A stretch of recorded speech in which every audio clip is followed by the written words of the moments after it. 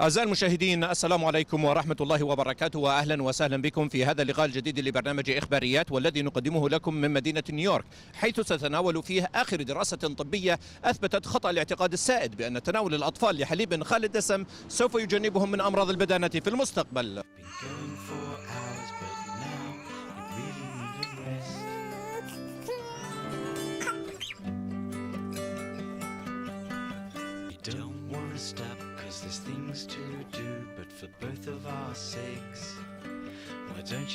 مرة أخرى أثبت العلم الحديث والأبحاث الطبية خطأ العديد من النظريات الطبية والتطبيقات العملية التي طالما تمسك بها الأطباء على مر الزمن، وجاءت النتائج على العكس تماما مما كانوا يوصوا به، وألحقت المتاعب بالملايين من الآباء والأمهات حول العالم.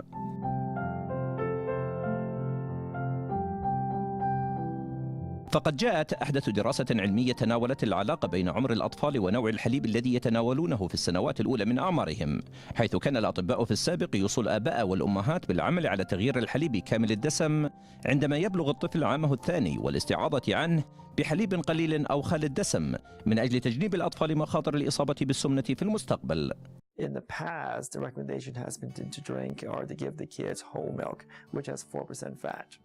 And the thinking was that all kids, all babies, since they're still myelinating and having brain development going on, they need a certain amount of fat for that to happen properly. لكن وبناء على نتائج هذه الدراسة التي أجريت على أكثر من 10,000 طفل ومقابلة عائلاتهم حول العامين الأولين من أعمارهم وبعد ذلك ب4 أعوام، والتي اختصت هذه الدراسة بالتركيز بشكل مباشر على طول ووزن الطفل لحساب مؤشر كتلة الجسم بدقة لكل الأعمار، حيث جاءت النتائج مغايرة تماما للحقيقة. وكان الأطباء على مدى السنوات الماضية يقدمون نصائح ومعلومات مضللة وبدون أي قصد. I realize that this will put a lot of confusion into the decision making of parents deciding what to feed their children.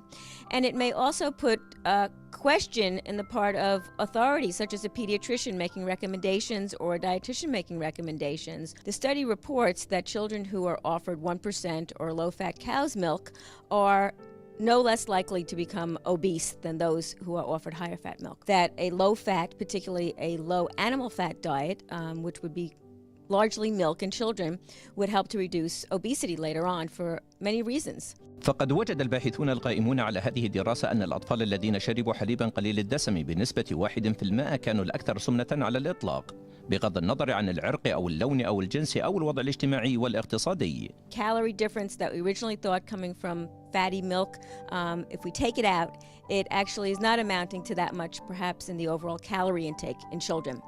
However, we need to look at other calorie sources which are now in their diets which have not been before. The important thing about milk is that it's a main source of calcium for the kids.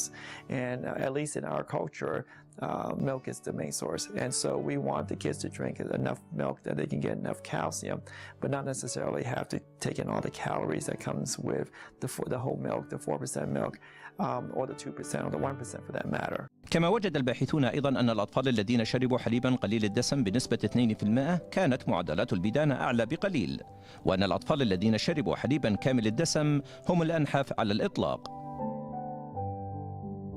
وقد شكلت هذه الدراسة التي أشرف عليها فريق من جامعة فيرجينيا الأمريكية شكل صدمة كبيرة للأوساط العلمية والطبية على حد سواء، لأن النتائج التي خرجت بها الدراسة جاءت على العكس تماما مما كان يوصي به الأطباء والمؤسسات الطبية، خاصة الأكاديمية الأمريكية لطب الأطفال وجمعية القلب الأمريكي، حيث كانت توصي هذه المؤسسات بأن يشرب الأطفال حليبا قليل أو خالي الدسم بعد سن الثانية من عمرهم. I feel for the parents and those making decisions, and what my recommendation is to them is to continue to offer that low-fat choice. However, bear in mind the other choices which you are offering.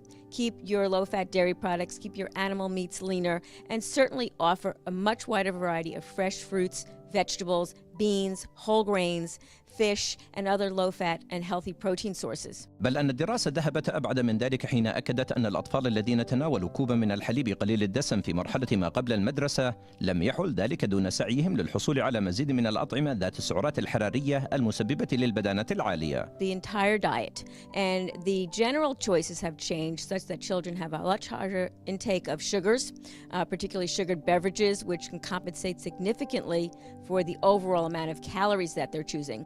وبمعنى آخر أن الطفل الذي تناول كوبا من الحليب كامل الدسم عند العشاء بدلا من الحليب قليل أو خال الدسم قد حال دون سعيه لتناول بعض العصائر أو الشوكولاتة ذات السعرات الحرارية العالية. We need to look at other calorie sources which are now in their diets which have not been before.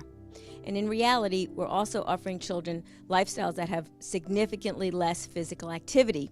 And we know that being active is a way to keep healthy body weight for both adults and children. وقد جاءت نتائج هذه الدراسة لتؤكد ما تم التوصل إليه في السابق من قبل عدد من الباحثين الأمريكيين الذين أكدوا أن أسباب البدانة عند الأطفال الذين تتراوح أعمارهم ما بين 9 أعوام و14 عاما أن الألبان كانت السبب المباشر لازدياد الأوزان عندهم ولا علاقة للدهون بذلك. Milk provides generally calcium and vitamin D for strong bones, which is our original encouragement for dairy. However, many people around the world do not choose a high dairy product intake. In fact, many people do not drink significant quantities of cow's milk.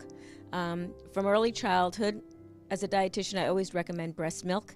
And in earlier childhood, to encourage, again, inclusion of fresh, natural-based foods. ومع ذلك يبقى الحليب من أهم الدعائم الغذائية للأطفال في المراحل الأولى من أعمارهم، وهو مصدر غني بالكالسيوم وفيتامين دي الذي يساعد الجسم في بناء العظام، ولم يختلف العلماء على هذا التوجه حتى الآن. ومع التقدم العلمي في كافة مناحي الحياة والمزيد من الأبحاث والدراسات المتخصصة، أصبحت الكثير من التوجيهات التي تصدرها المؤسسات الطبية الكبرى بالإضافة إلى الأطباء أصبحت مثار جدل، مع أنها كانت في الماضي من الأمور المسلم بها. حسن أبوزيتون، الاخبارية، لبرنامج اخباريات نيويورك.